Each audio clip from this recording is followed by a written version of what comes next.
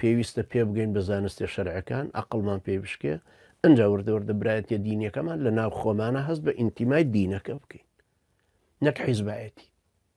من بانگت دەکەم بۆی کە من و جەنابەت ببین بە برای یەکتری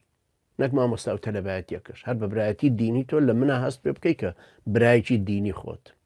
و منش هەست پێ بکەم کە برایەتی دینیمان لەگەڵ یەکتر دروست کردو و هەروەها بەم برایەتیە دینیە بە قووەتە بینەوە بەخوا قەسەم ئەوەی ئەهلی مزگەوتیشە برامانە سۆفیە سەلەفیە خەلەفیە جیهادیە شکەوتیە هەر کەسێک هەیە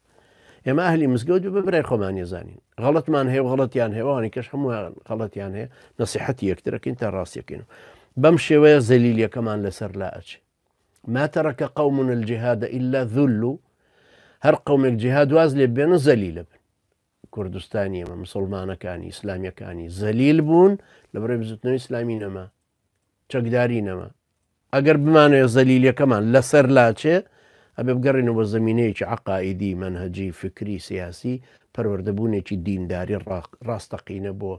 خوا سوڵحان و دین هەڵگرتن و قیامەت خوازی و لە هەمان کاتیشە هەوڵدانێکی جددی بۆ برایەتی دینی و کۆمەڵکاری ئەنجا بەگەڕخستنی وزەکانمان ئەنجا داوە و بەلاغ و ئیشکردنی کۆمەڵکاریمان قۆناغ بە قۆناغ تا کۆتوانێ و زمینەیە دروست ئەمما غەیری ئەوە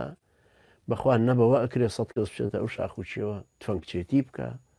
نەبەوەش ئەکرێ هەر بانگەوازەکە بکەین و بڵێن دەی زەمانێک دێ بیکەین بەخوا بەوەش هەر ناچێتە سەر ئیسلام بە شمولیەتی هەموو ئیسلامەکە ئەکرێ الذين آمنوا وهاجروا وجاهدوا والذين آووا ونصروا أبو أركاننا أكرك أخوي يقول لا آتي حفتة ودو حفتة وشواري سورة أنفال باسكر